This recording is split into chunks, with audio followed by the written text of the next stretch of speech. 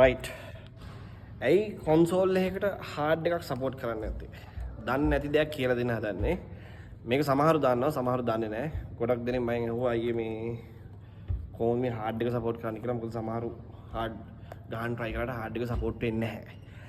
ඉතින් හાર્ඩ් එක සපෝට් කරන්න නම් මැෂින් එකට හાર્ඩ් එක ගහලා FAT32 හොඳට මතක තියාගන්න FAT32 එකකින් ෆෝමැට් කරන්න හાર્ඩ් එක. එතකොට කන්සෝල් එකට සපෝට් කරනවා. සමහර මැෂින් වල FAT32 ෆෝමැට් කරන්න දෙන්නේ නැහැ.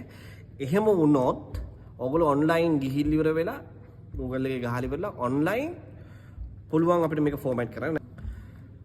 FAT32 ෆෝමැට් එක ගත්තේ ගමන් මේකට සපෝට් කරනවා.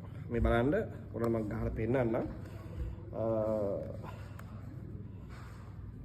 සමහර අය දන්නවා සමහර අය දන්නේ නැහැ. ඉතින් මේ වගේ අලුත් දේවල්, පරණ දේවල්, දන්නේ නැති දේවල් හැමදේම ඉගෙන ගන්න ෆලෝ කරලා තියාගන්න. මේක දන්නේ නැති කෙනෙක්ට බලන්න, ෂෙයා කරන්න, DJස්ලාට දැනගන්න. ඉතින් මේ පෝටබල් හાર્ඩ් එක ගහලා තියෙන්නේ. මේ USB 1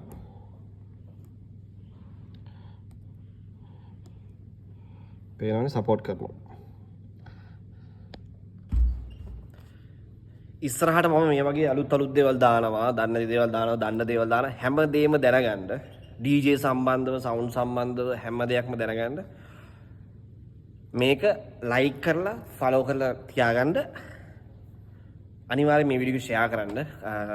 දන්නේ නැති කට්ටිය ගොඩක් දෙනෙක් ඉන්න ඉඳ මේකෙන් මොකක් හරි දෙයක් දැනගන්න මේක ෂෙයා කරන්න. එහෙනම් ජය වේවා.